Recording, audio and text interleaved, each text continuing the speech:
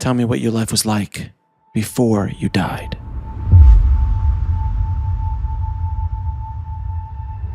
Early March in 1983, I was the chief engineer of a research vessel. We just completed a survey with this new ROV, an underwater vehicle, and we were trying to come in to our home port, and there were 25, 30-foot seas, and the harbor master wouldn't let the ship in. So the captain decided that we were going to, because there were a number of engineers on board that were attached to this ROV, and that they needed to get to LAX. And so they decided that they were going to put the Zodiac in the water, which is a rubber landing craft, you might say. And we use it for retrieving our submarines and stuff like that. So it was a very durable craft, really reliable. We weren't concerned about it at all. But they got in, and the captain decided that because we had a skeleton crew, because we were on evaluation, we weren't on an actual job, that I should probably go in the Zodiac with them because I knew the harbor. We didn't have a real skilled deck crew on board that day. And so normally I don't go on the Zodiac and shuttle people back and forth because I'm in charge of the ship. I'm the chief engineer. But captain thought this night it'd be probably prudent. So we went down Bosun's locker, got some really old life vests. They were the old Mae West ones, and we hadn't, because it was a rough night. We thought, well, maybe, most of the time we didn't wear life vests. And so these were on board to meet Coast Guard requirements, but who the heck wore them, So we had to beat the dirt off them, put them on, jumped in the Zodiac, took our last bearing of where the harbor was, tried to see where the harbor buoy was, but we were 2 miles off, so you could just barely see now and then a flash of light from the harbor buoy. And it was a stormy night. I mean, it was really rough. And so we headed in. That was the beginning of the end in a lot of ways, because you can imagine 25, 30 foot, when you're a couple miles offshore, they're just rollers, right? They're just big rollers. And so we'd go on top of a swell, try to get a bearing on the harbor, ride the trough down up to the next swell, do the same thing again. But at the same time, you got to realize the harbor buoy is bouncing up and down too. So, are you in sync, And we lost track of the harbor buoy, but the shoreline was lit up. So we figured worst case, we're in a Zodiac. We can just do a beach landing. We'll get these guys into the harbor somehow, some way, and we'll get them on their way to the airport. And we were about a mile offshore when all of a sudden we actually drove off breaker. And so we, we boom. And I yelled at the mate, turn us around, get us back, turn us around. I'm in the bow trying to see our way. And there was a mate that was on the console driving. And I yelled, turn us about, let's get back out. We're in a breaker zone. This is a dangerous place to be. And just then the next one came and it crashed down on top of us. And when it did, it folded the Zodiac in half like a peanut butter sandwich. And I was in the bow. It catapulted me into the sea. And I was just tumbled and tossed and totally lost all bearing as to what was up, down. But I trained as a commercial diver. I wasn't freaked out because I had good old Mae West on. She's going to carry me up to the surface. I just have to hang on and protect myself, And so I was doing that. And but you can only hold your breath so long. And eventually I drowned. But then immediately pop out of your body. And I found myself in an actual void, this darkness, absolute blackness. But there was no more roaring of the sea. You can imagine what 25-foot sea sounds like. It's horrendously loud. If you're on the West Coast, you know that the current comes down from the north, so that water's incredibly cold. That's why surfers on the California coast wear wetsuits, because it's just the water there is very, very cold. And this was March, so it was frigid water, but I'm not feeling cold anymore. The roar of the ocean isn't there anymore. I'm comfortable. It's quiet. It's calm. I'm in this absolute darkness. And so I'm really curious, what is going on? And it's kind of funny because, in diver training, we actually go through oxygen deprivation training and commercial diver training. And so, this is way beyond anything I'd experienced with oxygen deprivation. And so I'm curious. But the funny thing is you're in this place that's absolute darkness, but it's calm and it's peaceful, and you don't really feel alone. It felt very peaceful. And then I saw a light, but it was just this pinprick, and I felt like I was moving toward it. And as I moved toward it, I started getting these waves and waves of love. Just, it felt like I was being wrapped in this warm embrace, awe of what was occurring. And I saw this light as I got closer and closer, was like millions upon millions of fragments of light. And they were all moving in unison, very much like sometimes you see large schools of fish, how they move together, you know, and the light and the refraction. It was absolutely mesmerizing and spellbinding. But they got closer and closer. And as I got very close, 3 fragments broke away, and they were welcoming me home. It was the most emotional and life-affirming event ever, because they were welcoming me home, and it felt like I was coming home. I didn't have a sense of home. We talked about, you know, my early life. I didn't really have a feeling of, and suddenly I have this sense of, here are these light beings. They're welcoming me home. I look at myself and I realize I've turned into a fragment of light, one of these light beings. And eventually a dozen of them come greeting me.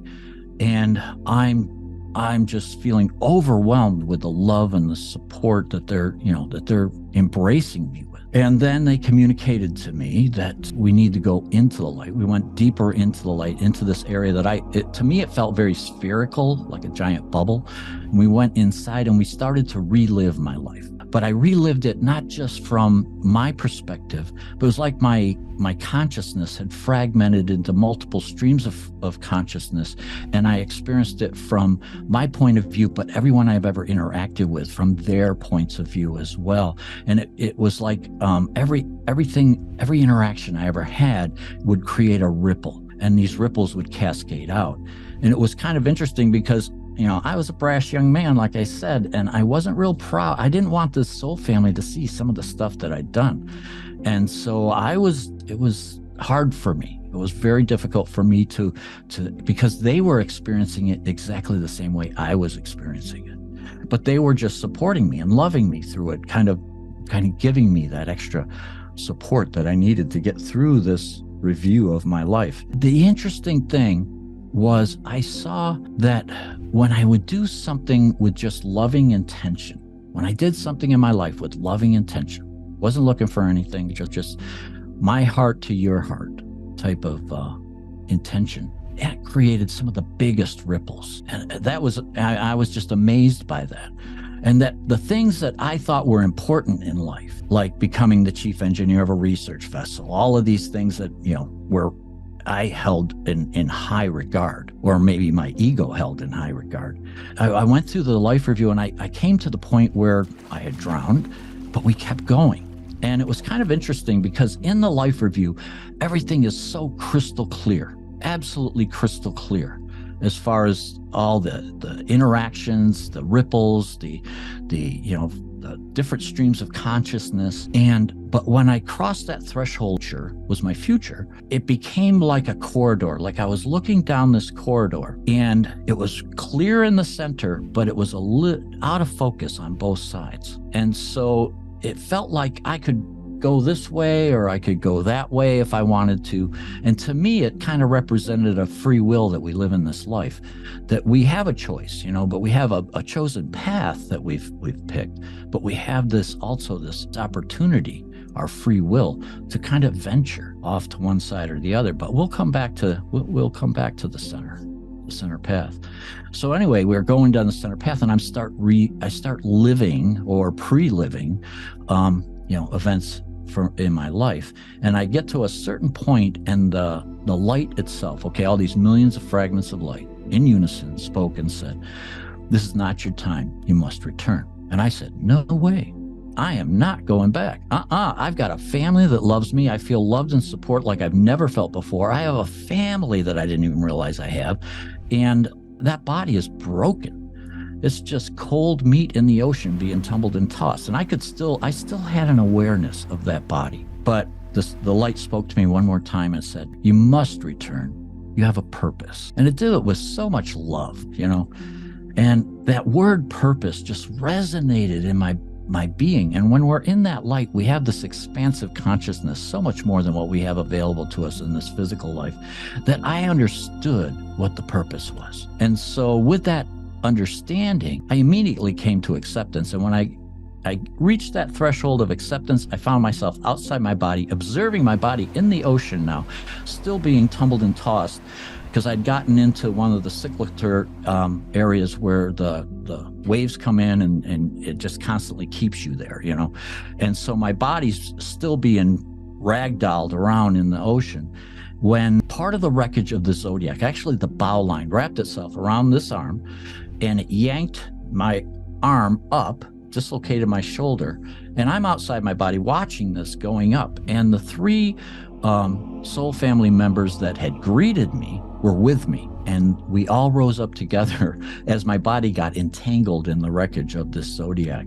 And then more waves hit, and when they did, they slammed my body up against this wreckage, and some of that salt water came up, and that's when they gave me a gentle push and I came back into my body. There was a lot of things that were going on there that played with my mind for years afterwards. The bitter end of the bow line was tapping my lifeless chest, and I was sitting there and I was wondering, how is the enormity of me going to fit in there, you know, in that physical body?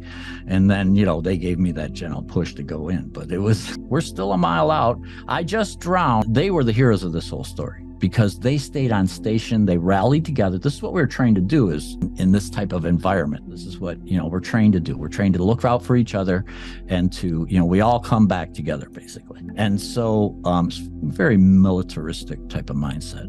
And well, we were all ex-military, so we're all ex-Navy. So we all had the same training. So anyway, they had stayed on station. And this is a dangerous place to be, and they had stayed on station. They told me that they were there about between 15 to 18 minutes, they reckoned. One of them had held onto a flashlight. All the things that happened this night, but he had held on to this flashlight. And so they had all rallied around together, and they were looking for me. They were calling my name. But when I came up and I finally expelled some salt water and took a breath of air, you can only squeak and squawk after you've breathed in salt water. It wreaks havoc with your larynx. So I was trying to get their attention, trying to stay on the surface, trying to breathe, and they found me. And we all came together and we rallied around that wreckage, because there was a little bit of air in one of the pontoons of the Zodiac.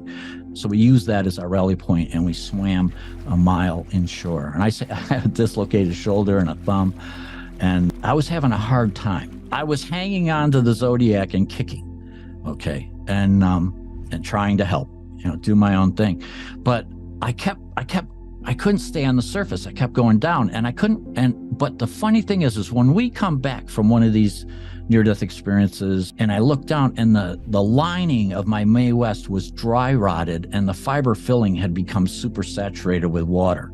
And so it was actually pulling me down instead of bringing me up. And so I took that off, and then I could maintain some buoyancy and be able to hang on and just kick, you know, hang on with one arm. And kind of kick and scissor kick my way in with them, and we were all hanging on to these, you know, one pontoon of the boat. It's kind of interesting. In the near-death experience, they were fragments of light, but I could see these eyes. These eyes were and it was like that. I recognized them not from this life. They weren't like grandma or grandpa, because I didn't have that in this life, but I recognized them. I recognized them as a family, and we had this connection that I think was probably lifetimes. And so and I just started calling them my soul family, because they weren't anybody I'd lived this life with. I think living a fulfilled life is being authentic, being true to yourself, trying to learn as much as you can about your higher nature, connecting to that higher nature, and then bringing it through and using it in all your interactions. As rough as my life was, there's not a lot that I would want to change. So I would just try to encourage him to stay in touch with what he'd learned from those grandmothers. God to me is omnipresent. It's everywhere. It's a part of everything. It's within you. It's within me. So I see God as something so much greater than what our minds can even comprehend. So I see, God in the universe. I see God in the trees, in the dew, in the grass. I mean, I see God in all of that. I think that there's a shared purpose, I believe, and that's for all of us to be able to recognize our own divine.